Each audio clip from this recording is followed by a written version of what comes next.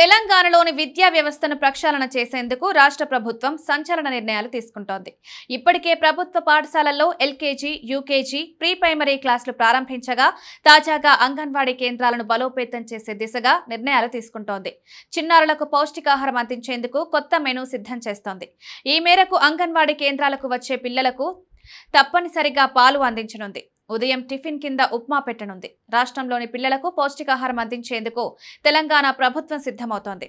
అంగన్వాడీ కేంద్రాల్లోని చిన్నారులకు ప్రస్తుతం ఒక పూట భోజనం, ఒక గుడ్డు అందిస్తున్నారు. దీనికి తోడు ఇకపై రోజు 100 మిల్లీలీటర్ల పాలు, అల్పాహారం కింద ఉప్మా అందించేందుకు రాష్ట్ర ప్రభుత్వం సిద్ధమవుతోంది.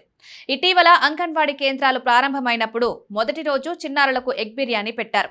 మహిళా శిశు సంక్షేమ శాఖ మంత్రి సీతక్క ఆదేశాల మేరకు తొలి రోజు పిల్లలకు ఎగ్ బిర్యానీ పెట్టారు. అంగన్వాడీ కేంద్రాల్లో ఎగ్ బిర్యానీ పెట్టడం తెలంగాణ చరిత్రలో ఇదే మొదటిసారని పలువురు అభిప్రాయపడ్డారు. తెలంగాణలోని అంగన్వాడీ కేంద్రాలపై రాష్ట్ర ప్రభుత్వం దృష్టి సారించింది. ముఖ్యంగా చిన్నారుల ఆహారంపై ఫోకస్ పెట్టింది.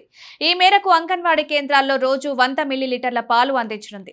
అదనపు పోషకాల కోసం పిల్లలు, మహిళలు, కౌమార దశ బాలికలకు కొత్తగా తృణధాన్యాలతో ఆహారం, అంగన్వాడీ కేంద్రాల్లో మధ్యాహ్న భోజనంతో పాటు ఉదయం వేళల్లో ఉప్మా, ఉగ్గానీతో అల్పాహారం తెలంగాణ వ్యాప్తంగా 100 రోజుల న్యూట్రిషన్ ప్రోగ్రాం నిర్వహించనుంది. ఈ ఏడాది రాష్ట్రంలో కొత్తగా 1148 అంగన్వాడీ భవనాలను నిర్మించనుంది ప్రభుత్వం. అయితే ఈ నిర్మాణానికి ఇప్పటికే 813 స్థలాలను అధికారులు గుర్తించారు.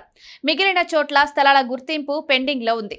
మరోవైపు రాష్ట్రంలో ఈ ఏడాది కొత్తగా 571 పాఠశాలలు నిర్మించనున్నట్లు సీఎం రేవంత్ రెడ్డి తెలిపారు.